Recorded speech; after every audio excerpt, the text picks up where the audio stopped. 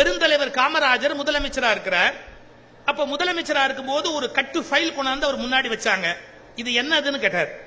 Medical காலேஜில் government கோட்டான்னு ஒன்னு இருக்கு, முதலமைச்சர் அதை ஃபில்அப் பண்ணலாம், யார் யாருக்கு அந்த சீட் கொடுக்கலாம், ஒரு 10 சீட் முதலமைச்சரா பார்த்து கொடுக்கலாம் கவர்மெண்ட் காலேஜுக்குள்ள, மெடிக்கல் காலேஜுக்குள்ள.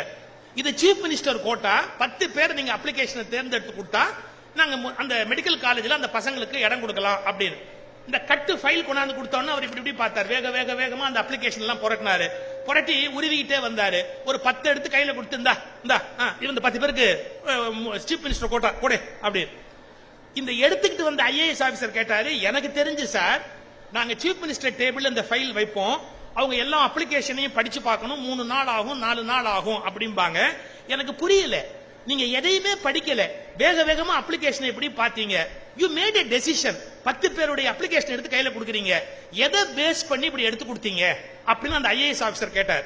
அதுக்கு காமராஜ் சொன்னார், ஒண்ணும் இல்ல, ரொம்ப சிம்பிள், பெற்றோர்கள் கையெழுத்துங்கிற இடத்துல எவன் கை நாட்டு வச்சிருக்கிறானோ அதெல்லாம் எடுத்தேன், அந்த பேருக்கு கொடுத்துட்டேன். எவ்வளவு பெரிய திங்கிங் பாரு.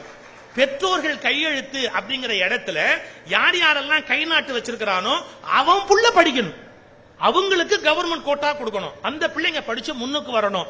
இப்படி நினைத்த தலைவர்களும் வாழ்ந்த நாடு இந்த நாடு என்பதை பெருமையோடு நாம் நினைத்து பார்க்க வேண்டும். ஒரு சீஃப் மினிஸ்டர் கோட்டா அப்படிங்கிறது எப்படிப்பட்ட ஏழைகளுக்கு போய் சேரணும்னு காமராஜர் கனவு கண்டார். அதனால அவர் பள்ளிக்கூடம் போகாதவர் தான்.